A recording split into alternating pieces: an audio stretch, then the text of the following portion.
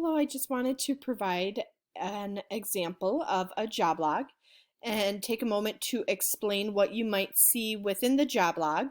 I'm going to just give a high-level overview. You will have this job log also to review, but first I'd like to get started. So top left, that is where you're going to put your name and then also the date of the week that you worked on this activity.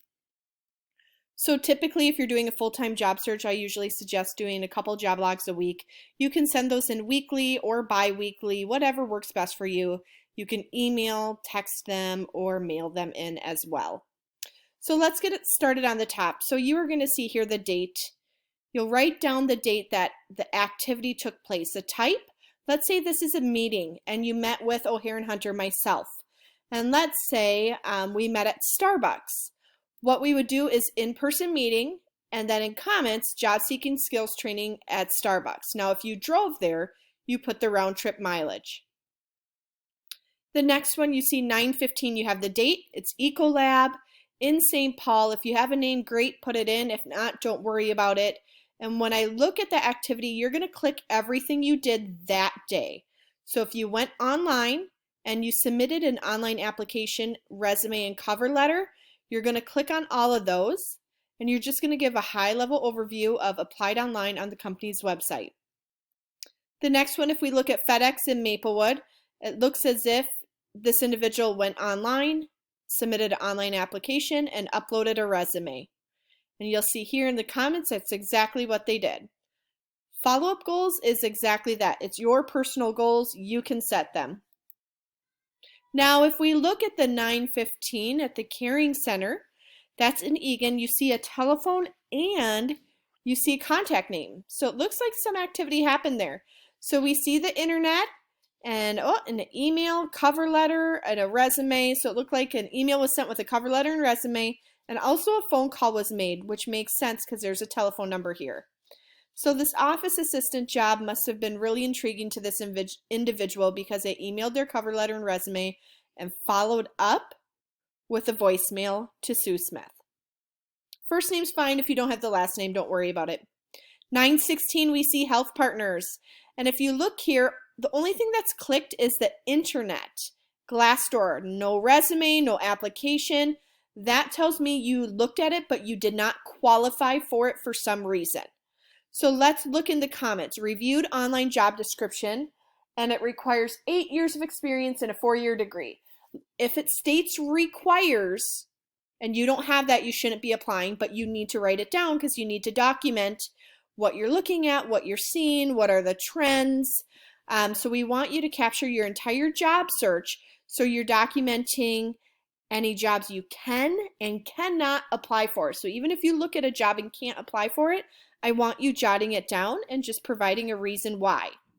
Now, if the job description says prefer, go ahead and apply for it. But if it states required, then I would advise not applying for it unless you follow up with a phone call and they end up telling you, hey, it's preferred. Let's look at the next one, Smith Dental. We see Jane Jones, and it's an email, cover letter, resume, and you see other is clicked, and it looks like the Star Tribune newspaper.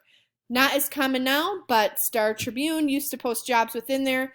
If you ever did find a job off an unconventional site, you can put in other and then where, Star Tribune, or whatever that site is. The last one on this page is Advanced Chiropractic. And you see here application, you see cover letter, in-person meeting, resume. So if it was an interview, it would state interview. In-person meeting, without looking, I'm wondering if you just stopped in, filled out an application, and provided them a copy of your resume as well. So let's look. That's exactly what happened. Dropped off resume, filled out application, and again, the round trip mileage is highlighted right there. Now, if we go to the next page, and I'm just going to rotate this view quick. Caring Center, this is a job that you previously applied to and you called. Well, it looked like Sue Smith called back with a phone call, and she asked to schedule an interview. You're not selecting interview here because you did not interview that day. She called to schedule one. So phone call, email with directions, and then you also prepared a little bit for the interview that day. And that's what you're putting in there. If we scroll down to the next, you see Wells Fargo. This one's a little different. So each week, O'Hare & Hunter will send you job leads if and when we find them. On the bottom of those emails, we'll give you directions on what you need to do. So it might say, step 1, review the job lead. Step 2, go to this link and apply. Or maybe you had us submit your resume on your behalf and it might say, call the employer and follow up. So here it looks like we asked you to go online and apply. So you clicked O'Hare & Hunter job lead. You put the website and what you did. You filled out an online application and submitted a resume. The next one's also another unconventional one. So if you ever go to a networking event, and I know it's a weird time right now, those really aren't happening, but even if you ever have coffee with a past colleague or an acquaintance and you're talking jobs, you can indicate that's an in-person meeting and it's networking. And you would just put in comments what took place. So communicated with Joe about ABC opportunities at Target Corporation. And then you would put 14 miles round trip. Because again, if you drove there, you're putting the round trip mileage. If it's a Zoom meeting, you wouldn't include that mileage. We look at 918, the Caring Center. Now this is an in-person interview that was selected, and also a thank you letter was sent that day. Since it was an in-person interview, you see that round trip mileage. Now if you go down, there's a couple more examples that I'll let you take a look at. And what I'm just going to ask you is do your best. You are doing amazing work. You want to capture your job search to your best abilities. So you want to highlight everything that you're looking at. A lot of the times I find that clients are doing a great job and they forget some really important things. So even if you got an email in and it says you're no longer a candidate, you're jotting that down. And you can see how you can quickly fill up a couple job logs a week with your awesome job search activities. I'm sure there's going to be questions that pop up. So again, don't hesitate to reach out. Give me a call or email me. I'm more than happy to help.